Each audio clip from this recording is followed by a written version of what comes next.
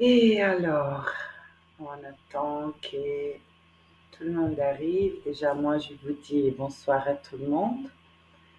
Et moi, c'est Hilaria, pour qui ne me connaît pas. Je suis une accompagnatrice en thérapeute holistique. Ce soir, on va parler d'un thème qui me tient fort à cœur depuis un bon moment, depuis à peu près une vingtaine d'années. Je ne pense pas d'être non plus très originale par rapport à l'importance qu'on accorde à ça.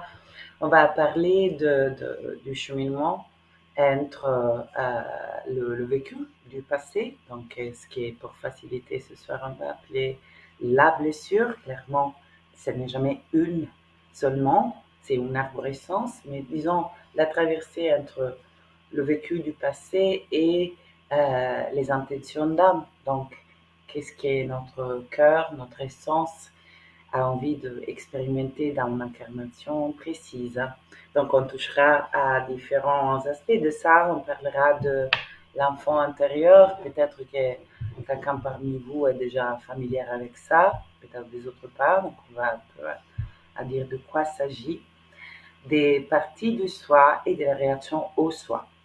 Parce que moi, personnellement, je crois que pour effectuer ce voyage, cette traversée, de la répétition d'un passé en boucle à l'accès à un niveau possible, on a besoin d'intégrer différentes pièces d'un même puzzle que c'est nous. Et les différentes pièces sont le niveau émotionnel, la relation aux émotions qui sont réactualisées par notre vécu par la suite, le niveau psychologique, donc nos croyances, notre façon de regarder le monde, l'autre, les autres, et la dimension spirituelle, donc notre connexion à notre essence profonde. Donc on va voir tout ça et pendant que tout le monde arrive, peut-être je vais vous dire juste quelques mots par rapport à comment j'en suis arrivée là, moi, à m'intéresser autant à un thème comme celui-là. Et je vous en parle non pas pour parler de moi, c'est pas le point de la conférence, c'est plutôt parce que je pense qu'il puisse y être des clés de résonance pour le vécu de chacun. Donc, en gros, on va dire, comme l'existence humaine est beaucoup plus complexe de ce qu'on peut résumer en 2 minutes, mais on va dire des gros traits, je peux dire que j'ai vécu ce qu'on connaît comme une amnésie traumatique, c'est-à-dire on oublie pour un certain temps un événement majeur ou une série d'événements majeurs jusqu'à un moment de l'âge plus adulte où cette mémoire émerge. Donc, moi, j'ai fait cette amnésie traumatique par rapport à des abus subis dans mon enfance entre mes 4 et mes 12. Et la mémoire de ça a émergé autour de la vingtaine, 22, 23 à peu près. Et entre-temps, du coup, je vivais dans un état de dissociation très important, c'est-à-dire qu'il était tout un étage de mon être qui n'était pas habité par ma conscience, que je ne savais pas exister. Et alors ça, c'est un premier thème de la conférence, parce que ce qui est vraiment important d'intégrer, de capter, est que ce qu'on ne sait pas exister, mais qui nous habite, impacte en fait de façon hyper importante, mais à notre insu, notre quotidien et notre expérience de vie. Et c'est là, je le dis, parce que la tendance pourrait être pour vous, comme cela a été pour moi, de ne pas avoir trop l'envie, en fait, de revisiter des choses que, du moins, on sait, même si juste conceptuellement, n'était pas déjà facile à vivre au moment qu'on les a expérimentés la première fois. Et on peut développer toute une série de tendances pour on va dire, se protéger de cette rencontre intime avec la zone la plus vulnérable, le noyau le plus humain de l'être que nous sommes. Et une façon pour moi majeure a été la spiritualité, c'est-à-dire une volonté de transcender en quelque part l'expérience de l'humaine que j'avais été et que j'étais pour rejoindre un niveau de mon être qui est bel et bien réel, hein, et qui cependant ce n'est pas intégré dans l'expérience de l'incarnation. Donc moi, dans mes méditations, je transcendais dans un état de paix, de lumière, d'amour universel. Cependant, dès que je sortais de la méditation, je retrouvais toutes mes casseroles, l'humaine que j'ai été, avec tout un tas d'émotions qu'elle a habitées et qui n'arrivait pas à connecter et donc à laisser circuler, à permettre et donc à transmuter. Et c'était aussi l'humaine qui répétait des boucles particulièrement relationnelles. On va le voir, l'être humain est un être relationnel, donc est constamment en relation à déjà la première relation est la relation avec soi, après la relation avec l'autre, les autres, le monde et Dieu. Oh, la source, l'univers, la vie, comme vous voulez l'appeler. Et donc, à partir de la réémergence de cette mémoire, a commencé pour moi un voyage de réintégration de l'humain.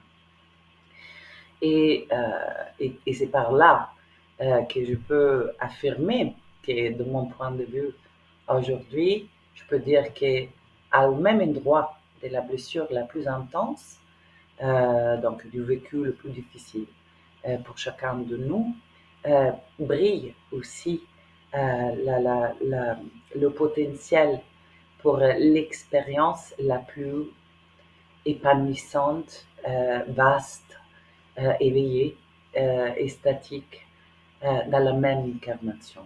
Donc c'est là est un petit peu la prémisse importante parce que je ne conçois pas que la guérison des blessures nous mène au mieux à là où nous y étions en amont, donc avant toute blessure. Ça serait comme dire, on arrive sur la planète Terre, on se casse une jambe et tout le voyage consiste à soigner cette jambe pour revenir à marcher comme on marchait au début. Bon, ça serait assez triste de concevoir la vie comme ça. En tout cas, c'est pas vraiment l'expérience incarnée que je vis. On rejoint un endroit à travers la traversée beaucoup plus vaste, beaucoup plus lumineux et jouissif, ou joyeux, qu'est qu'est le départ du voyage, qu'est ce qui aurait été si le voyage n'avait pas lieu, en fait. Donc, je veux aussi poser un peu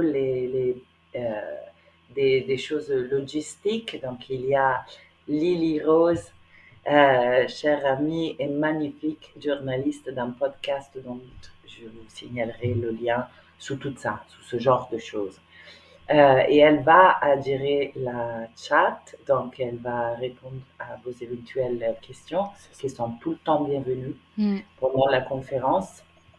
Et elle s'occupera de faire la sélection des questions qui peuvent être un peu en résonance et qui peuvent parler à tout le groupe.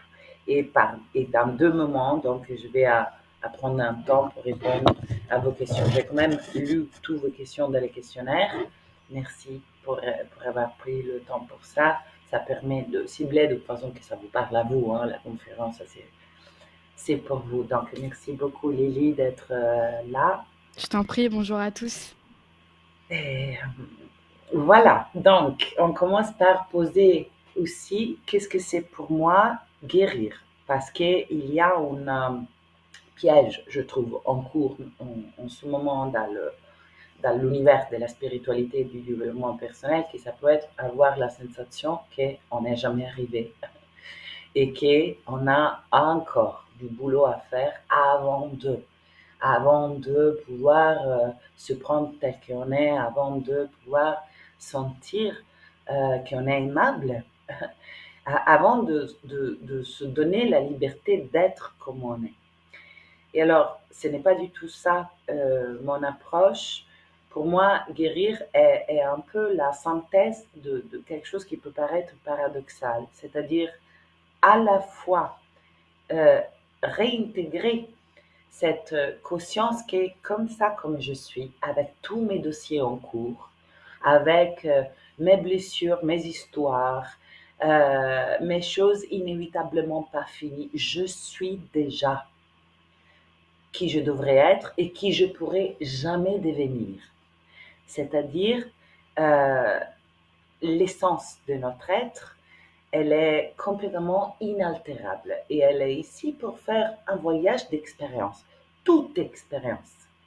Et notre idée qu'il y a des expériences qui sont bien et des expériences qui sont mal, des expressions du divin que nous sommes qui sont bien et des expressions qui sont mal, est complètement une perspective humaine. Ça n'a rien à voir avec la vérité profonde de l'être. La vérité profonde de l'être est je suis cet miracle qui fait l'expérience de la matière pour le goût de toute expérience. Voilà. Et donc, là où nous sommes en cet instant, nous sommes exactement comme il faudrait. Au même temps, guérir est aussi se donner la possibilité pour moi de sortir de l'emprise de répétition sous laquelle on a la sensation de n'avoir pas la main. Donc, en fait, guérir est récupérer notre liberté de choix. Et guérir est donc pouvoir choisir une expansion, un changement, euh, un épanouissement, un virage d'expérience. OK. Euh, donc, je disais au départ, nous sommes des êtres relationnels. Et on a parlé du fait que la relation à soi est un peu le pilier, est le fondement à partir duquel on fait la relation à toute chose. Okay.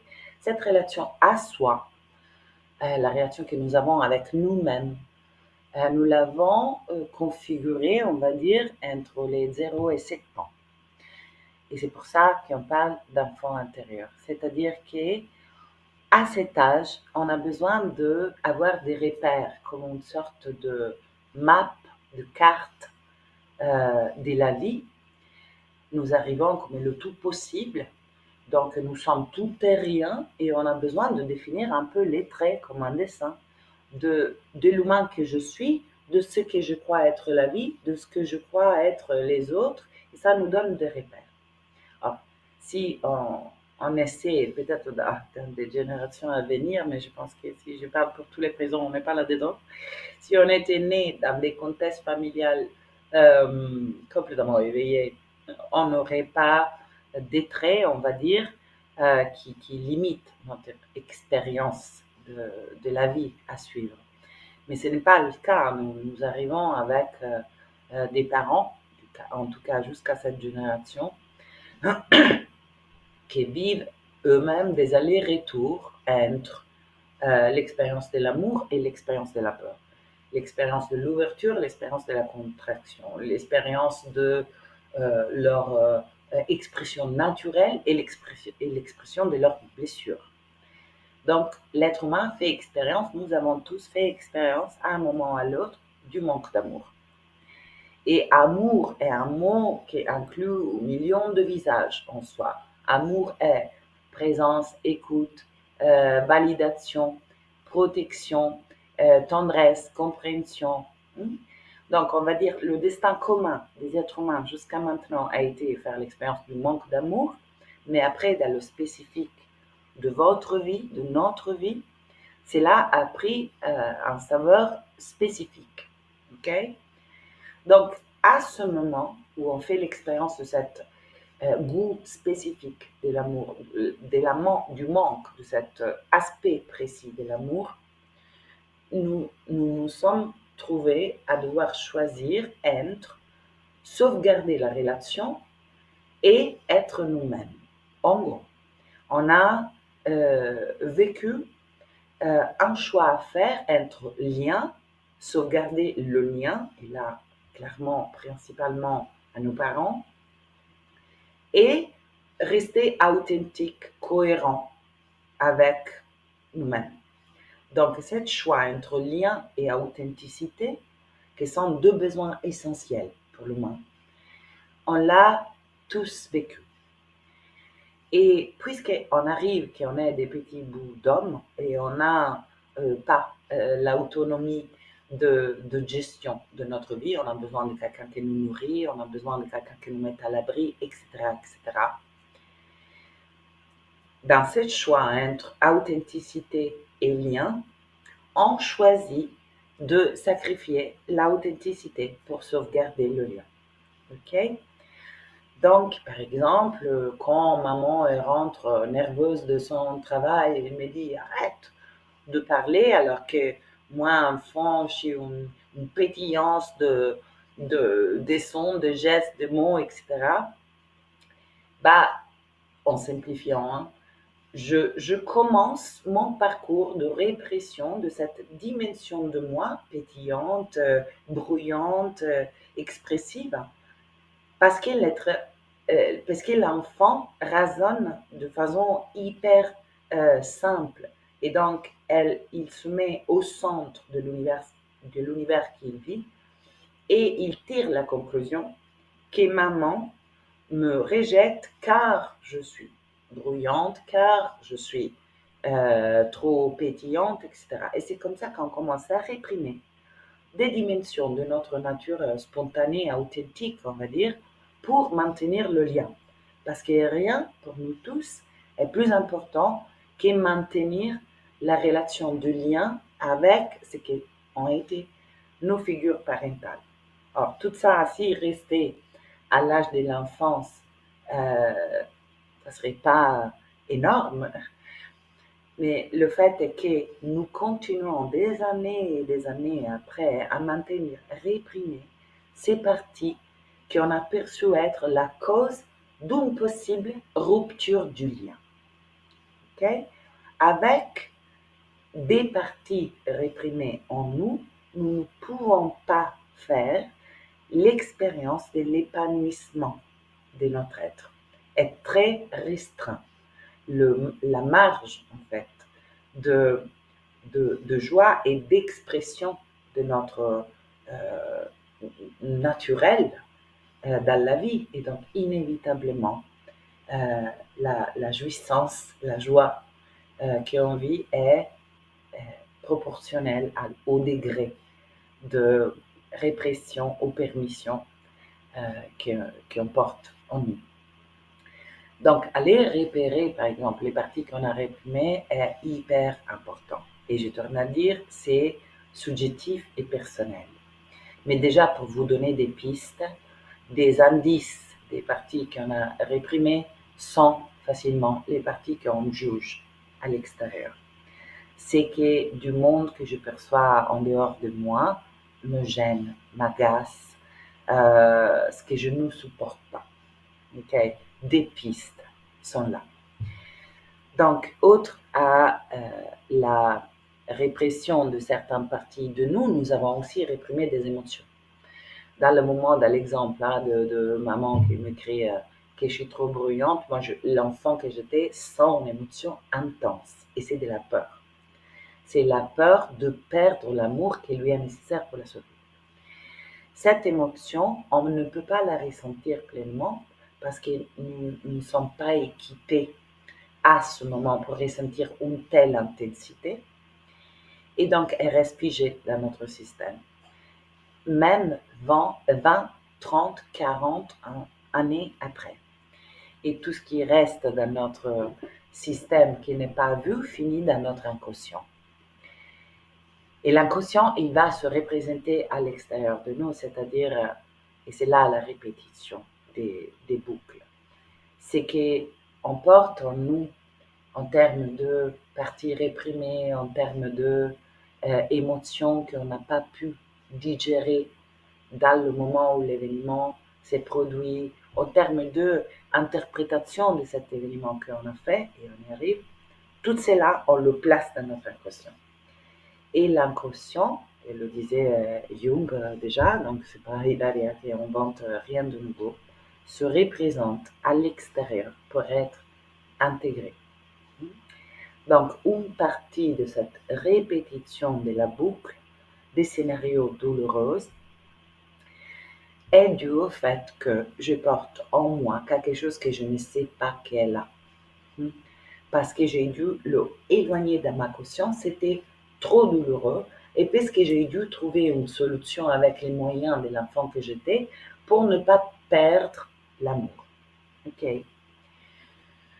Donc, tout ça ne disparaît pas avec le temps, toute seule. on a besoin d'aller à rencontrer ça pour libérer ce qui est figé dans notre système. Et donc, nous libérer nous-mêmes des répétitions. Ce que l'âme cherche, ce que notre cœur cherche et continuera à le chercher jusqu'à la fin de ses jours est la réparation de ce qu'on a vécu. C'est-à-dire, ça n'existe pas de pouvoir se résigner au manque d'amour, d'expérience d'amour qu'on a vécu de façon spécifique dans notre passé. Pourquoi ça? Parce que l'âme cherche à se rappeler qui nous sommes. Et l'expérience du manque d'amour, donc par exemple pour moi c'était le manque de présence de mon père, un exemple parmi les autres. Cet manque spécifique que j'ai vécu est en même temps ce qui m'a fait le plus souffrir et c'est ma porte d'entrée pour reconnecter le bout d'amour que je perçois manquer dans mon existence. Donc, à un certain niveau, nous subissons l'environnement, donc je n'ai pas la main sous maman qui rentre nerveuse chez moi, je n'ai pas la main sous mon compagnon 40 ans après qui est absent comme ça l'était mon père. Cependant, à un niveau, je peux subir une situation, mais à un autre niveau, au même temps, cette situation est choisie par un niveau de moi qui cherche à intégrer le bout qui a manqué. OK? Donc, l'amour qui nous a manqué, j'ai fait des exemples et je vous invite vraiment, pendant que je parle, à réfléchir à vous mettre en écoute, peut-être aussi de votre corps, de votre cœur, pour ressentir de quoi aurais-je pu ressentir davantage la manque au fil de mon vécu, dans mon enfance si vous en avez mémoire, ou alors pensez aussi tout juste à votre relation à l'environnement aujourd'hui, particulièrement les réactions du couple, les réactions romantiques. C'est exactement l'endroit où la blessure se réjoue de façon suffisamment évidente pour nous aider à réintégrer cette partie de nous qui est restée séparée du reste. Donc, par exemple, amour s'exprime en termes de présence, donc attention. On a un besoin, je pense, commun de sentir que les personnes qu'on aime sont présentes, qui nous voient, donc le besoin de se sentir vu, d'être objet d'attention, d'intérêt. Alors peut nous être manqué ça, présence, attention, nous sentir vu. Peut nous être manqué de la validation. Donc par exemple, j'étais triste et on me disait que qu'est-ce que j'étais chiant avec ma tristesse. OK? Donc on validait dans un état d'être. On validait dans ma colère. On validait même dans ma joie, dans mon enthousiasme. L'exemple que je faisais avant, c'était de mon vécu. Donc, on peut avoir senti manquer la validation. On peut se retrouver 30 ans après avec des partenaires qui, quand on ressent ça ou ça, nous invalident à nouveau. Et donc, en quelque part, on nous demande un changement, de changer quelque chose de l'expression actuelle pour redevenir aimable. OK? Autre façon d'exprimer l'amour est l'écoute et prendre soin des besoins. Donc, par exemple, on peut se retrouver dans des situations où mes besoins ne sont pas entendus, ou ne sont pas pris en compte. elles ne sont pas considérées. Une autre dimension de l'amour dont on a besoin est la fiabilité du lien. C'est-à-dire, vous savez, quand on fait l'expérience de cette intermittence et quelqu'un est par un moment très proche, très présent, très engagé dans la relation avec nous et après, hop, comme une disparition soudaine, une intermittence qu'on n'arrive pas à relier d'une façon sensée à un déclencheur euh, qui mène à ça.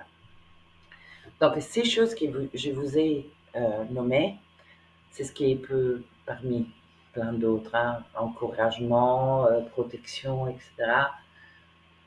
Celles-là, elles peuvent être des aspects de l'expérience d'amour qui nous ont manqué le plus.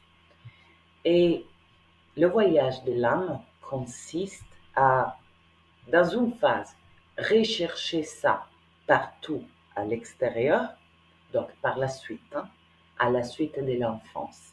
Et généralement est un des éléments qui nous pousse en fait à tomber amoureux de quelqu'un. Quelque chose en nous cherche à réparer ce qui nous a manqué par l'autre, à travers l'autre. Cependant, euh, je ne sais pas vous, mais moi, je commence à m'être vraiment clair comme le cristal. La quête à l'extérieur de la pièce qui manque, à cet sentiment d'être aimé et aimable, cette quête à l'extérieur ne mène pas très loin. Même mène exactement à la répétition du scénario d'enfance. Parce que ce n'est pas là que nous pouvons trouver aucune des choses que j'ai nommées: présence, attention, nous sentir vu, validation, validation du besoin, protection, fiabilité du lien. On ne peut pas le trouver à l'extérieur avant de l'avoir trouvé à l'intérieur. C'est-à-dire avant d'être devenu autonome par rapport à cette fameuse réparation de ce qui nous a manqué. Donc, est en fait dans la relation entre soi et soi que cette pièce qui a manqué a besoin d'être réintégrée. Une fois que cette relation intime entre soi et soi a réintégré la pièce, alors là, je fais aller l'expérience à l'extérieur, parce que l'extérieur nous renvoie à notre intériorité. Alors là, je peux faire l'expérience à l'extérieur exactement de ce qui m'a manqué pendant l'enfance. Mais nous, généralement, on procède à l'autre sens. On cherche d'abord à l'extérieur, on répète la blessure en boucle, et du coup, on peut arriver à un point de résignation par rapport à la possibilité de faire une expérience différente qui est extrêmement douloureux à vivre. Et il y a des personnes qui restent là. Et c'est un immense dommage, parce qu'au même temps, le désir d'âme de faire l'expérience de ce qui m'a manqué, on ne peut pas l'éteindre. Il ne va jamais disparaître. Nous, on peut s'anesthésier à ça et on a beaucoup de façons pour le faire. Et peut-être je vais en nommer quelques-unes pour donner des pistes. Mais ce désir, cette flamme, elle est toujours là. Cela veut dire que quand on se résigne à faire le deuil de ce qui nous a le plus manqué, on abandonne le projet de la joie dans l'incarnation. Et de cette joie très spécifique dont chacun de nous veut faire l'expérience d'un goût qui est particulier, qui est le sien, et qui est exactement la polarité opposée de l'expérience douloureuse d'hier. Donc, je fais peut-être un autre exemple concret. Ça peut vous être arrivé hein, à vous aussi. Moi, dans ma famille, il y était très commun, même ça aussi, une grande difficulté de communication. c'est-à-dire de pouvoir exprimer les ressentis, la vérité du vivant, la vérité émotionnelle du ressenti qui est traversé les unes et les autres. Jusqu'à cet thème de vérité cachée à une grande échelle, jusqu'à voilà, avoir caché des grandes vérités, comme j'ai su que j'avais un frère à 12 ans, etc., etc. Donc, cacher la vérité et ne pas la rendre visible, c'était un sacré thème dans ma famille.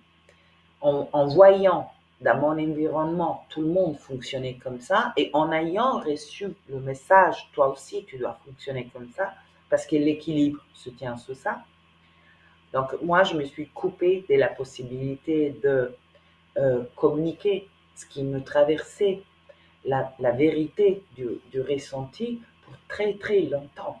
Même en étant entourée de gens que je définissais des amis. Mais finalement, moi, je maintenais une zone complètement impénétrable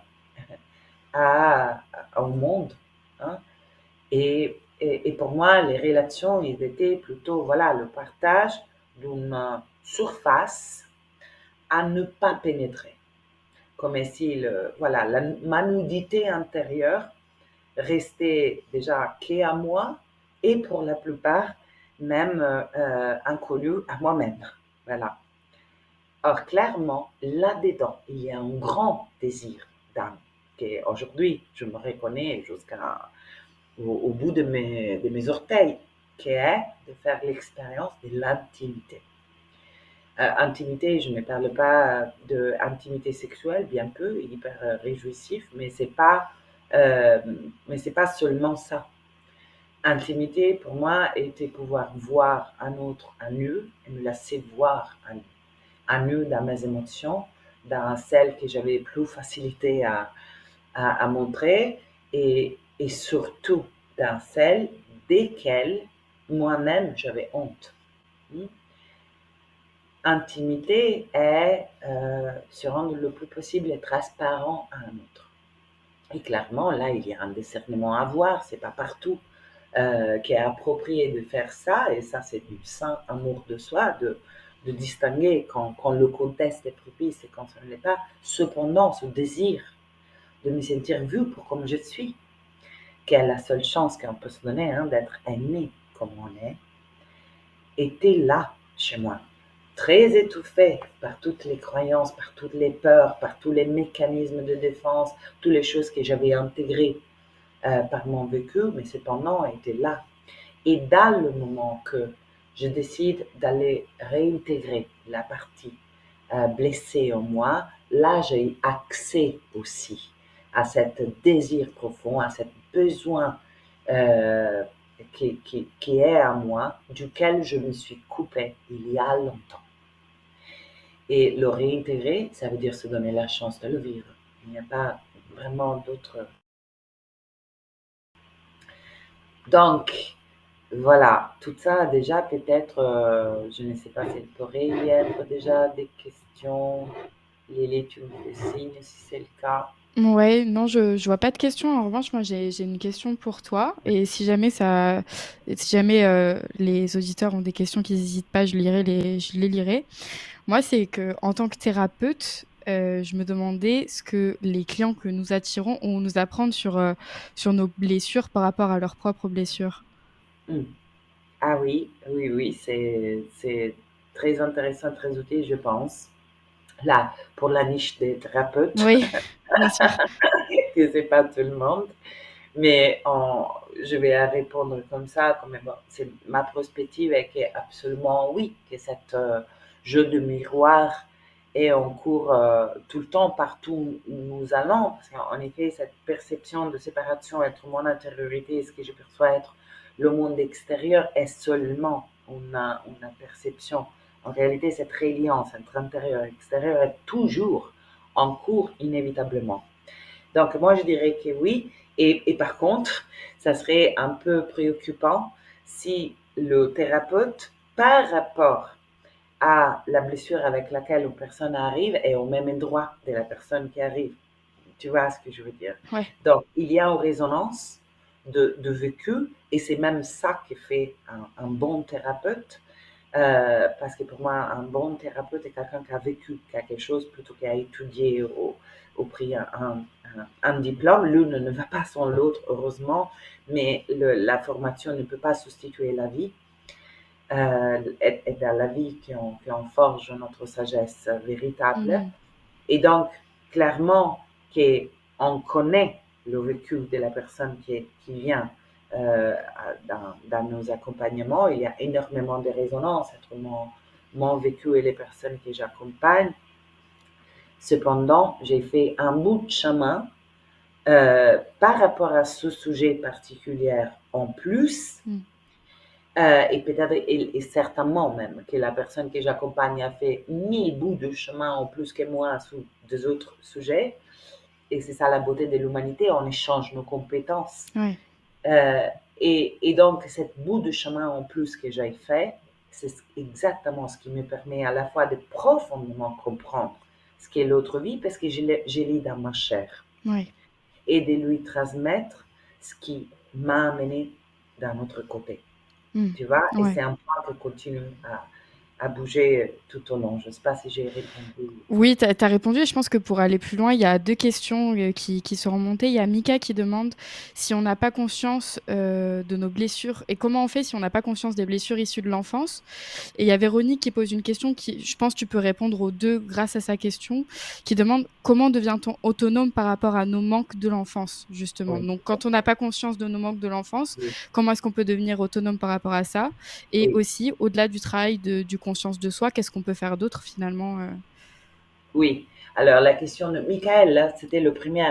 Ouais, Bon, je le dis bien. OK. Mika. Mika, OK. OK. Et alors, Mika, elle demande, elle, je ne sais Je pas. pense que c'est Léo Mika. OK, OK. Demande, en tout cas, demande. OK. Comment on fait à savoir quelle blessure on a. Ouais, comment on fait si on n'a pas conscience de nos blessures OK, d'enfance, en fait? OK. Je pars par là. Donc, je commence par là et j'allais y arriver. Donc, merci pour la question. C'est parfait timing. Comment on fait? Eh ben, par notre vie. C'est-à-dire que les expériences que nous vivons, elles nous disent s'il y a des blessures. S'il y a des répétitions, change les contextes, change les scénarios, mais non pas le cœur de la question, c'est un bon signe qu'il y a quelque chose qui est figé à l'intérieur de nous et qui du coup vibre et magnétise certaines situations, certaines circonstances pour pouvoir être réintégré, soigné. Et je réponds aussi avec une autre parenthèse, euh, je ne connais aucun être humain qui n'est pas blessé. Je tourne à dire, sauf si on est né dans une famille d'être complètement éveillé, on n'a pas fait l'expérience de la continuité de l'amour.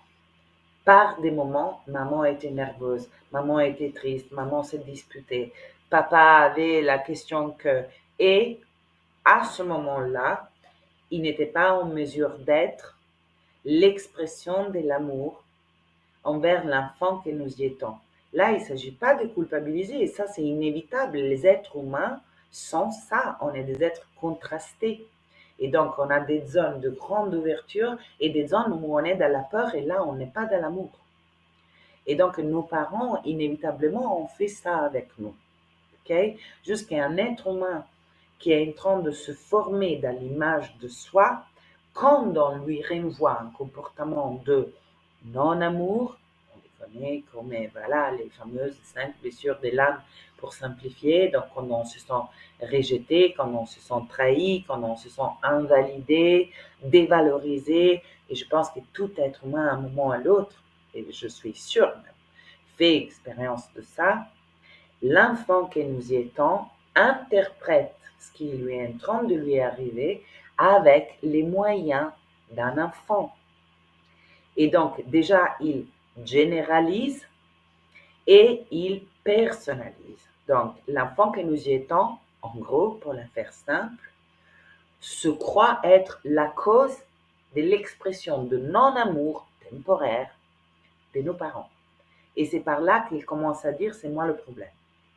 Je suis trop ceci, trop peu cela, je devrais être plutôt comme ça. Et à partir de maintenant, je vais faire plutôt ça. Si j'ai envie de rire, mais maman elle se fâche quand je ris. Rire, c'est pas bien. Je suis pas quelqu'un de bien parce que je ris. Je simplifie, mais vous faites le lien entre votre vécu. Du coup, à partir de ce moment, je réprime mon partie de moi parce que j'ai interprété que le problème, c'était moi. OK. Si nous arrive aujourd'hui, bah, je vous fais un exemple, un autre concret, vraiment de cet après-midi.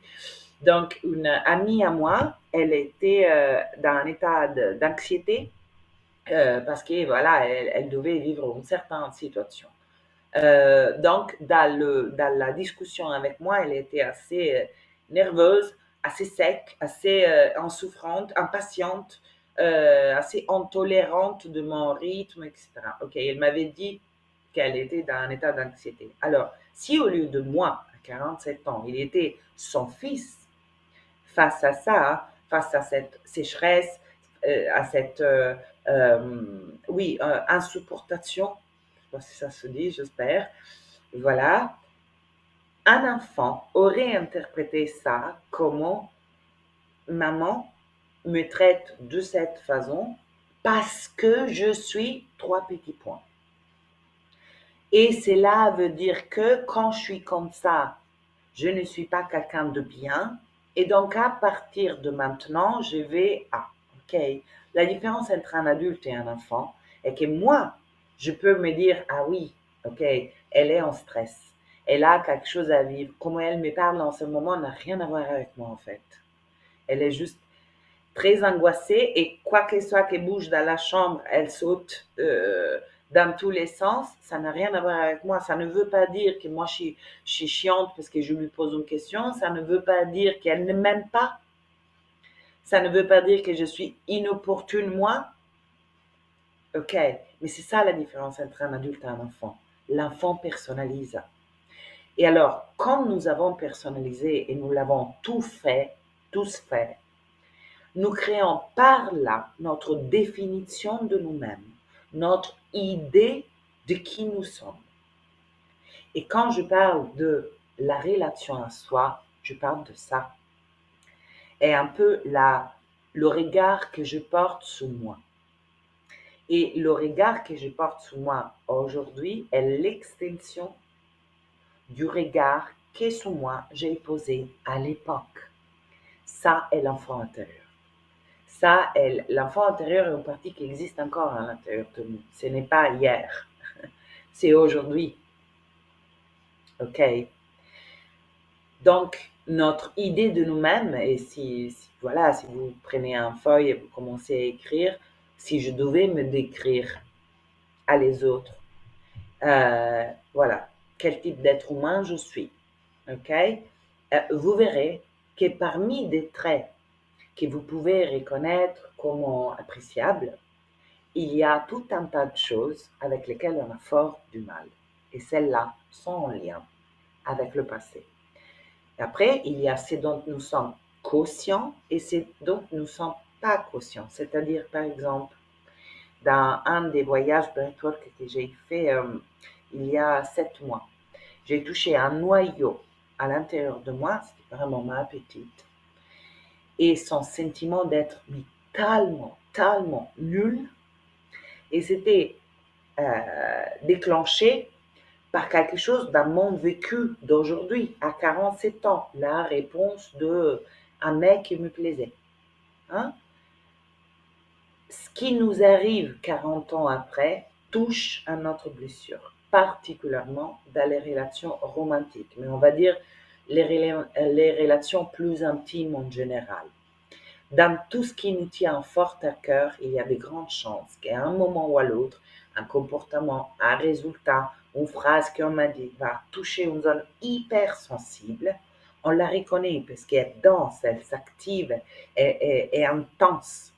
Ça, c'est des signes que j'ai été touchée dans ma blessure. Donc, dans mon enfant intérieur. Et celle-là, j'ai besoin d'apprendre à le connaître. Et là, j'allais arriver à la réponse de Véronique, à la question de Véronique. Ouais, la Dis-toi. question de Véronique qui a rajouté quelque chose que je pense est quand même aussi intéressant pour toi. Oui, La première, c'était donc comment devient-on autonome par rapport à nos manques de l'enfance au-delà du travail de conscience de soi? Et finalement, une fois que l'on a repéré ces périodes de choc, de création de trauma à différents âges de l'enfance, bah, qu'est-ce qu'on en fait en fait? Une fois qu'on l'a oui, tout repéré, à fait. qu'est-ce qu'on en fait? Tout à fait. Alors, moi, je peux vous dire ce qui a marché pour moi, et donc ça n'est jamais une absolue. Euh, on commence, on va dans le cœur du sujet, du coup. Les étapes. Pour moi, il y a, comme je le disais au départ, comme une pièce de puzzle qu'on a besoin de récollecter ensemble. Par exemple, il y a des personnes qui ont fait des années, je n'ai en accompagnement, qui ont fait des années de parcours psychothérapeutique. Est génial, absolument génial. On a souvent une compréhension de notre vécu conceptuel très précise. Cependant, de mon expérience, la mienne personnelle et des personnes que j'accompagne, manque de dimensions. Pour moi, l'émotionnel et le spirituel. Et l'être humain étant un être holistique, on est plusieurs dimensions, on n'a pas juste la compréhension, on n'a pas juste l'intellect, on a nos ressentis et on a notre dimension plus subtile, plus profonde. On a besoin de utiliser les étages de l'être que nous sommes, émotionnel, psychologique et spirituel, pour basculer de la répétition à au nouveau paradigme. Je vais vous la schématiser par étapes. N'hésite pas de poser des questions entre-temps.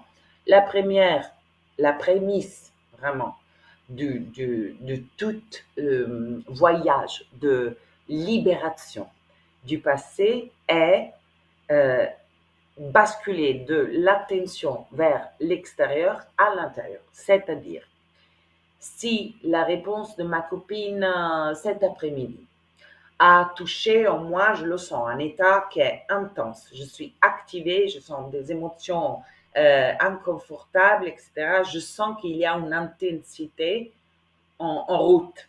OK? Notre tendance, ça serait d'essayer d'évacuer l'émotion que je ressens par un comportement. Un comportement différent pour chacun. Pour quelqu'un, ça peut être je deviens agressif. Pour quelqu'un, ça peut être j'intellectualise l'expérience. Pour quelqu'un, ça peut être je me mets sur mon sofa et je vais chercher Saint-Germain et la lumière violette. Et donc, voilà, je me décroche de l'expérience que dans mes tripes est en train de me faire mal et je vais dans un au-delà où je me sens mieux. Okay? Pour quelqu'un, c'est manger. Pour quelqu'un, c'est travailler, me distraire du coup, me dissocier du ressenti.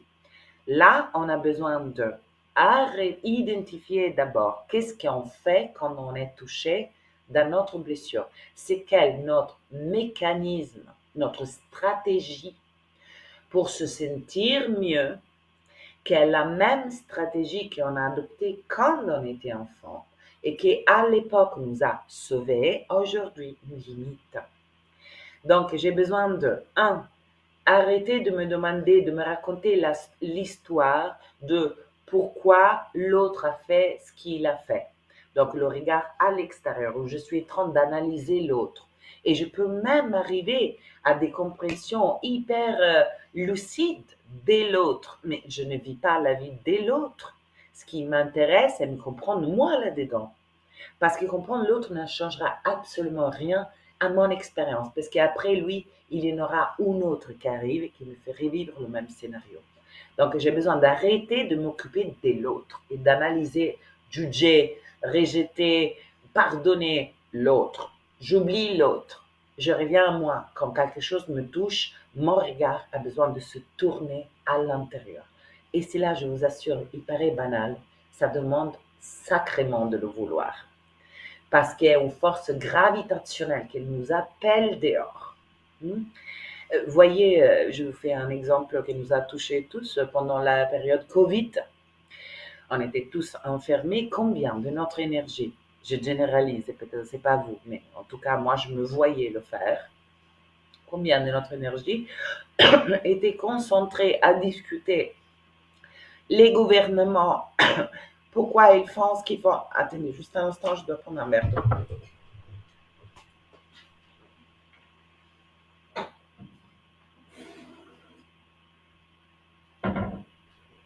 Merci.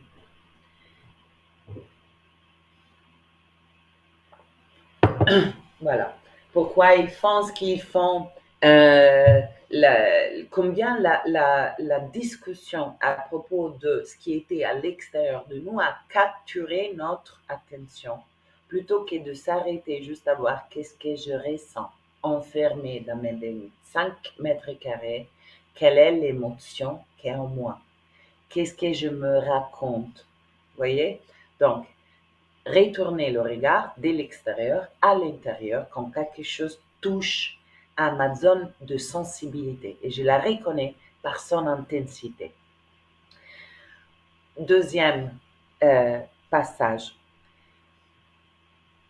j'ai besoin de ressentir. Est vraiment pas évident de choisir ça. Généralement, on est beaucoup plus confortable d'en comprendre intellectuellement, penser ce que je vis plutôt que ressentir ce que je vis.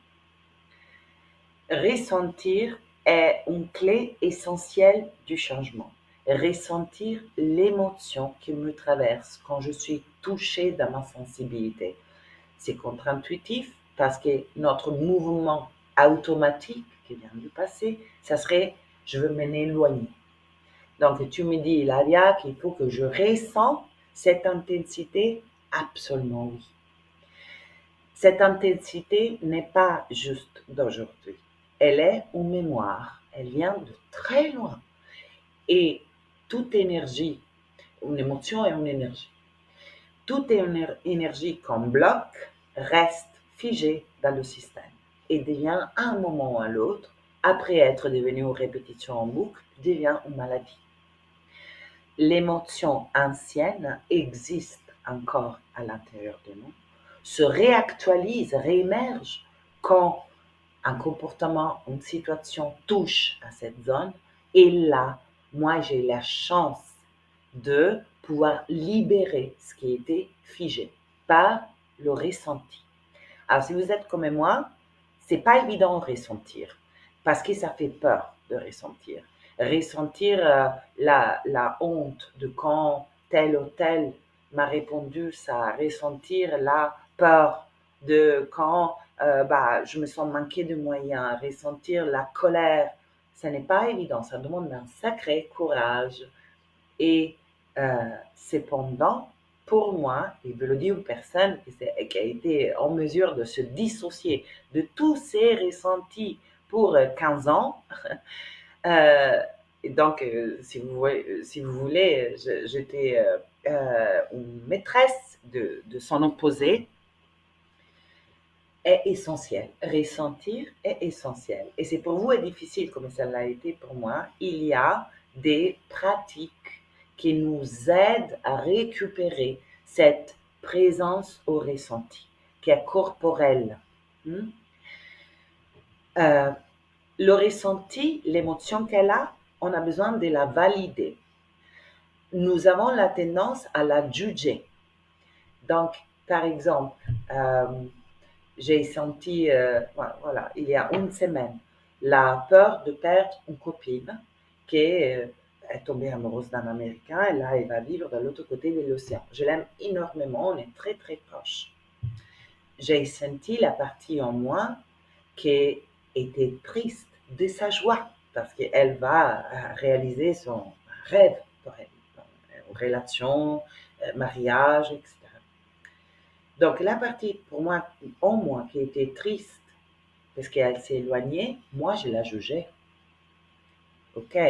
La ressentir demande à que je suspends un moment le jugement de ce que je devrais ressentir et ce que je ne devrais pas ressentir, de qu'est-ce que ça fait de moi quelqu'un de bien et qu'est-ce que ça fait de moi quelqu'un de mal, et juste me laisser traverser, laisser mon système être traversé par la vague énergétique qu'est une émotion. L'émotion, ça se passe dans le corps. Donc, j'ai besoin d'apprendre à revenir dans mon corps plutôt que de vivre de là à là. OK? Euh, donc, j'ai dit récupérer l'attention de l'extérieur à l'intérieur, ressentir, valider le ressentir. Quand je plonge dans l'émotion qui est réactivée, je commence à me percevoir qu'à côté de l'émotion, il y a une histoire que je me raconte.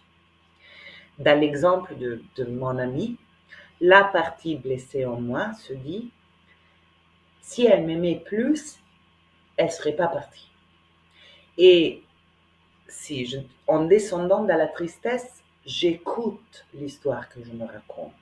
Et à la couche, tout juste au-dessus de cette tristesse, il y a et si j'étais quelqu'un de mieux, elle m'aurait aimé plus, si qu'elle ne serait pas partie. OK? C'est vraiment l'enfant intérieur blessé en nous a cet regard très simple sur la vie, binaire, et existe encore à l'intérieur des adultes. Donc, une fois que moi, je me mets en écoute de l'histoire que la petite en moi se raconte par rapport à ce qui se passe, une fois que moi, j'accueille ce ressenti, déjà, je suis en train de donner à cette petite ce qui lui a manqué à l'époque. Parce que, et on l'a vu juste avant, des choses principales qui sont manquées à nos enfants antérieurs étaient la présence, et là, je suis en train d'être présent avec moi. La validation, donc je suis en train de permettre ces émotions, sa tristesse.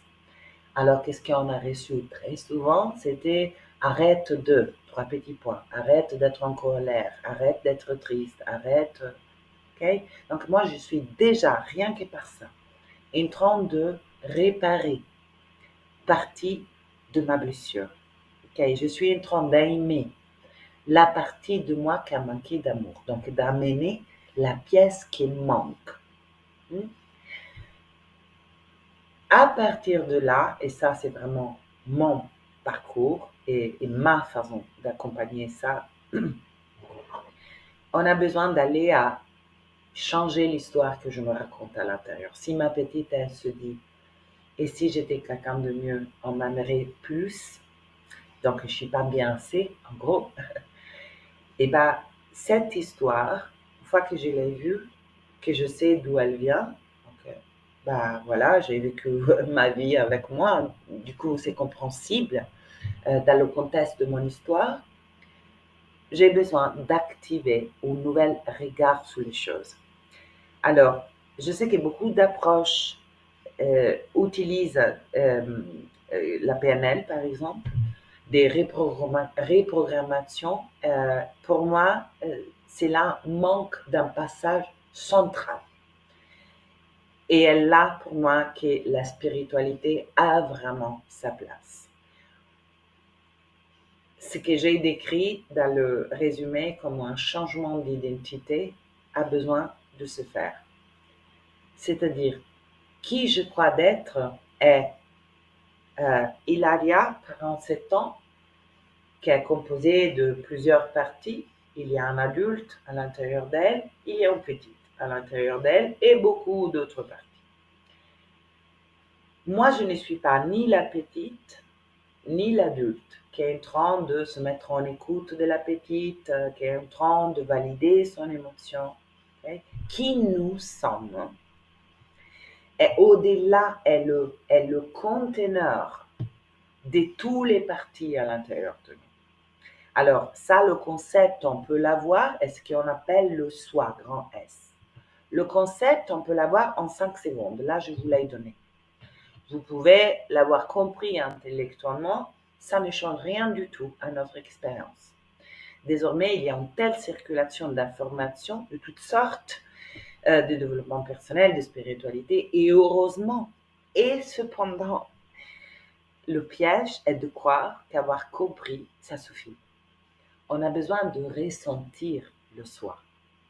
On a besoin de faire l'expérience dans notre corps de cet sentiment d'élargissement où je sens que je ne suis pas seulement une pièce à l'intérieur de moi, mais que je suis toutes les parties. Alors, moi, j'ai mes méthodes pour, c'est-à-dire mes portes d'entrée à là, mais en fait, puisque cette soi est notre nature profonde, quand vous avez l'intention, mais elle doit être vraie, vibrant à l'intérieur de vous, de faire l'expérience de votre essence, le moyen, il va se présenter. Euh, pour moi, ça passe par un certain type de méditation que je transmets et que je guide dans mes accompagnements, des autres approches comme le dialogue intérieur, les parties du soi, sont des autres approches qui mènent au même endroit. Par des moments de ma vie, c'est une forêt. C'est une balade contemplative silencieuse en écoute de moi en forêt. Par des moments, a été un rêve où le soi s'est manifesté comme une expérience, je dois dire, pas comme un concept. Or, si cette intention est vibrante en vous, le moyen va se présenter. Euh, Moi, je peux transmettre les miens. C'est loin d'être les seuls. Par contre, ce qui est vraiment important pour vous est de comprendre qu'avoir le concept de notre nature divine et faire l'expérience de ça, c'est pas du tout la même chose. Et avoir le concept ne change rien. Ça ajoute un concept, c'est mieux de quand il n'était pas là, ça ajoute une hypothèse, on va dire, mais reste une hypothèse jusqu'à ce qu'on ne plonge pas dans l'expérience. Donc j'ai envie de dire, cherchez les chemins expérientiels plus que jamais, avec cette circulation d'informations presque boulimique de tout ça.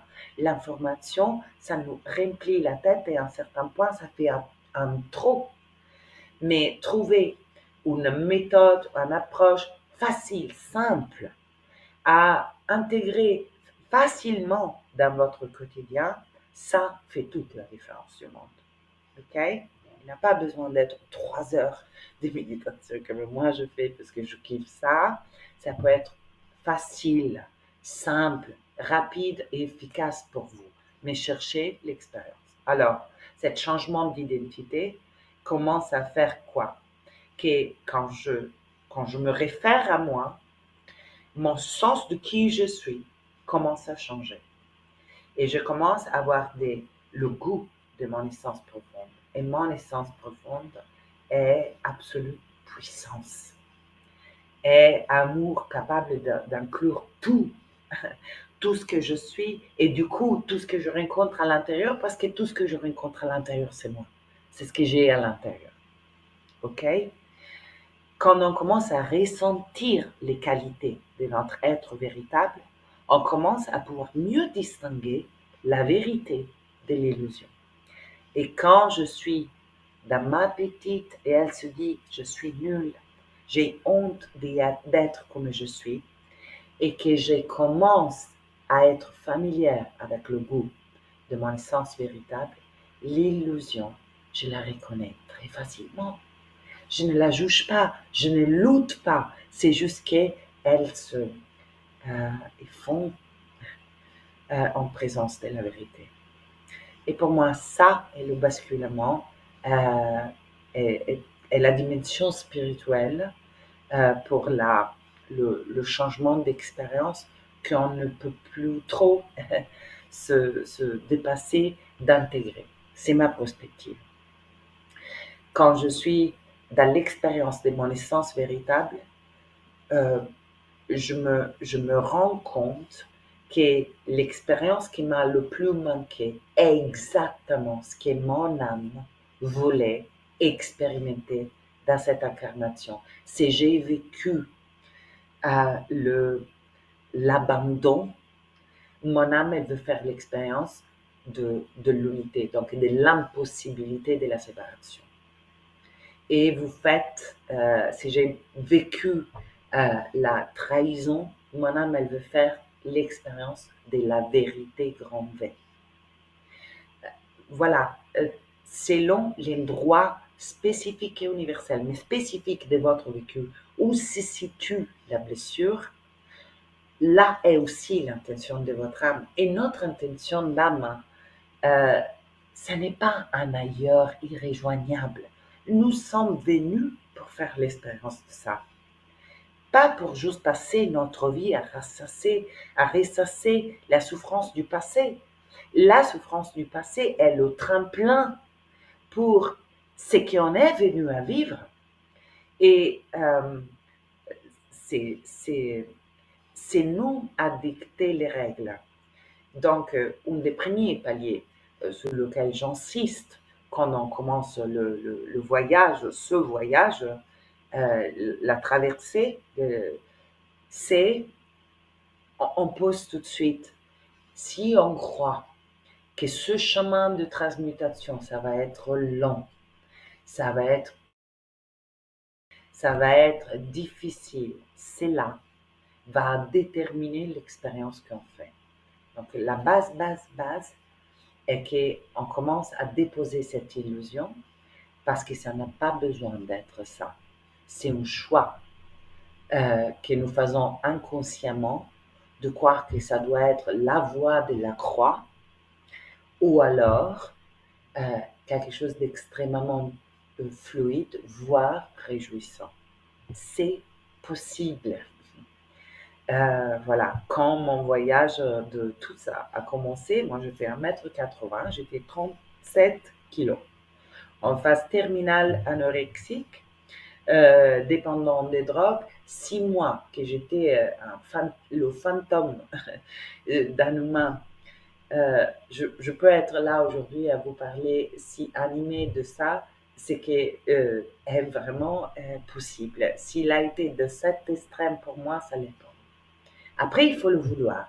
Il faut en avoir suffisamment marre d'être d'un côté seulement de l'histoire, de la répétition de la souffrance. Quand on est profondément animé et qu'on se dit, bah, s'il y a un truc de l'autre côté, moi, j'y veux aller, coûte ce qui coûte, alors là, on a toute la puissance de notre être à disposition. Et nous sommes équipés de tout ça. Ce que je fais dans les transmissions, ce n'est pas, comment dire, vous équiper de quelque chose que vous n'êtes pas déjà. C'est juste prendre la main, on va faire un voyage ensemble pour vous rendre autonome dans ce qui était naturel au départ, avant de connaître la souffrance, ce qui est notre nature profonde.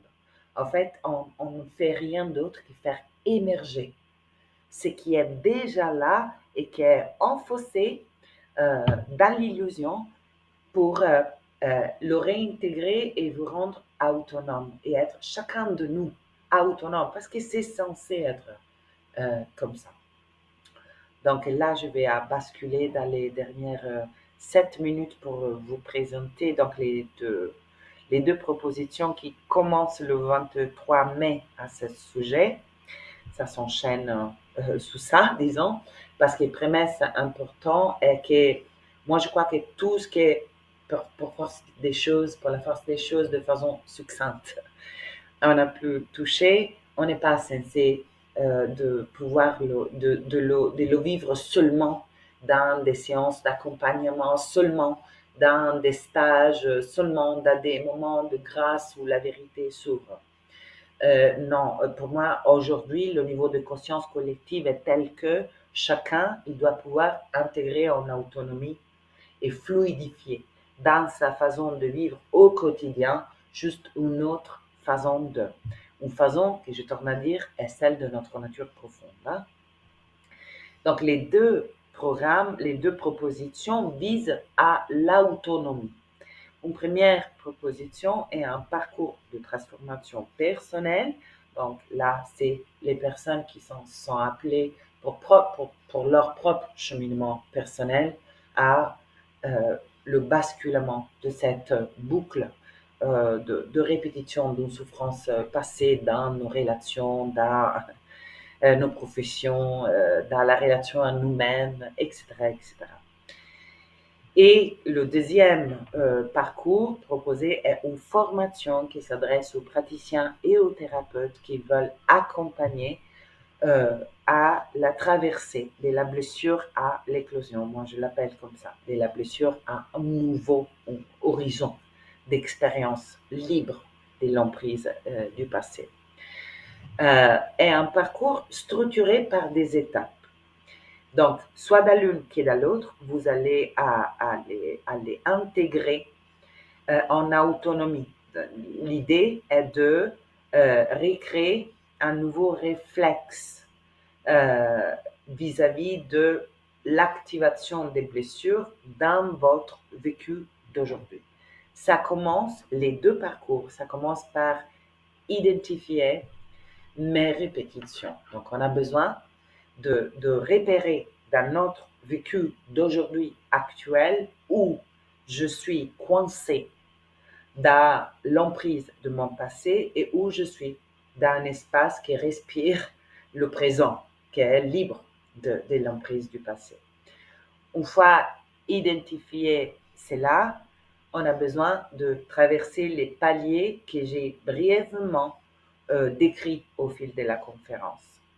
Donc, on a besoin d'apprendre à ressentir, apprendre à désamorcer le mécanisme de dissociation qu'on a mis en place et aller dans le sens opposé de l'attention que se tourne à l'intérieur. J'apprends à ressentir, je réouvre un espace de disponibilité du ressenti. J'apprends à entendre l'histoire qui s'accompagne au ressenti. Cette histoire, c'est mon regard sur le monde, c'est mon regard sur moi-même, c'est mon système de croyance. Passage après, le basculement du petit soi au soi. Et donc, à nouveau, moi, je propose un sentier que vous allez intégrer dans votre vie et qui, en tant qu'accompagnant, vous allez intégrer dans vos accompagnements. Finalement, on va à identifier dans le spécifique de l'histoire de chacun, et donc j'apprends à les accompagner à faire du même, quelle est la perle qui se cache dans la blessure spécifique de cette personne, c'est-à-dire quoi son âme est venue pour expérimenter. Quel est le rêve d'âme qui est caché exactement à l'endroit de la blessure. Et là, on a besoin de ouvrir par ce changement d'identité du petit soi au grand soi, la conscience que c'est là est notre destinée et que ce n'est pas juste une hypothèse que nous pouvons la vivre. Nous sommes venus pour ça. C'est une inévitabilité dans le moment qu'on apporte validation, présence, permission, ce qu'on a dit, à la partie blessée. Je le fais avec la transmission des processus qui ciblent les différentes couches de la blessure. On va toucher tout, y compris la naissance, parce que vous savez, ce sentiment de déranger par le fait même d'exister, qu'on peut reconnaître dans millions de petits comportements au quotidien. Je n'ose pas demander, j'arrive et j'ai toujours la sensation que c'est trop, que je dérange. Cela est souvent lié à un traumatisme qui regarde la grossesse et la conception. Donc, on a un processus pour aller à réintégrer ça.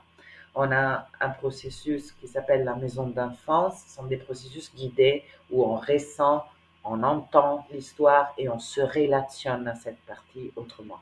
La maison d'enfance fait basculer le chemin de la dépendance affective, qui est souvent reproduite à l'âge adulte, parce que je l'ai dit, notre partie blessée cherche le réparateur à l'extérieur, cherche le sauveteur à l'extérieur et est déçu en boucle. Donc, c'est un processus qui vise à désamorcer la dynamique de la dépendance. Après, il y a le processus guérison des traumatismes, et là, on va au cœur des plus grands dossiers pour faire une expérience de réparation au cœur des moments les plus difficiles à vivre. Après, il y a des processus pour intégrer dans le quotidien d'aujourd'hui, c'est-à-dire quand mon compagnon me répond telle ou telle chose et que je sens que ça me touche, ou quand mon compagnon ne me répond pas du tout et que je sens que ça me touche, comment j'intègre la relation à ma petite pendant que je vis en fait ma vie d'humain. Et il y a des processus pour ça, beaucoup de transmissions pour ça, et après il y a des processus pour l'ouverture de cet horizon du rêve d'âme, parce que j'ai besoin de commencer à intégrer que ce n'est pas juste possible, c'est le plan de mon essence profonde de vivre ça, juste l'opposé de la souffrance d'hier. Donc, ce sont deux propositions qui partent tous les deux le 23 mars, elles sont à distance et vont durer un petit bout de chemin. On va être ensemble jusqu'à septembre. C'est deux rendez-vous par semaine. Je vous enverrai le replay et le descriptif de l'une et de l'autre. Il y a une partie commune, soit pour le parcours personnel, soit pour les accompagnants qui se forment à la méthode. Il y a des séances où on se retrouve tous ensemble. Parce que pour moi, pour être un praticien, un thérapeute d'une méthode, il faut qu'on l'a vécu pour nous-mêmes d'abord. Pour transmettre quelque chose, il faut qu'on l'a vécu dans notre chair.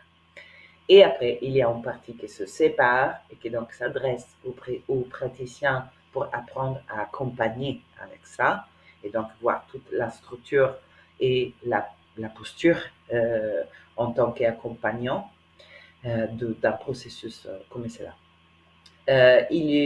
Voilà, donc ce sont pas mal de rencontres ensemble et très expérientielles, très peu théoriques. On va dans l'expérience parce que c'est l'expérience qui provoque un changement et pas avoir compris. Vous avez probablement tout ce que je viens de vous raconter ou presque.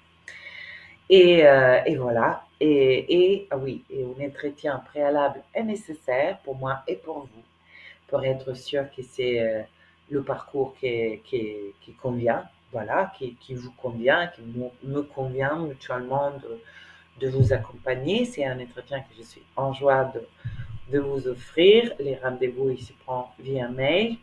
Et voilà, et on se parle un moment pour me poser des questions plus dans le spécifique de ça, et moi aussi pour vous poser des questions pour voir bien que ça match comme il faut. Voilà, bah, c'est 20h48.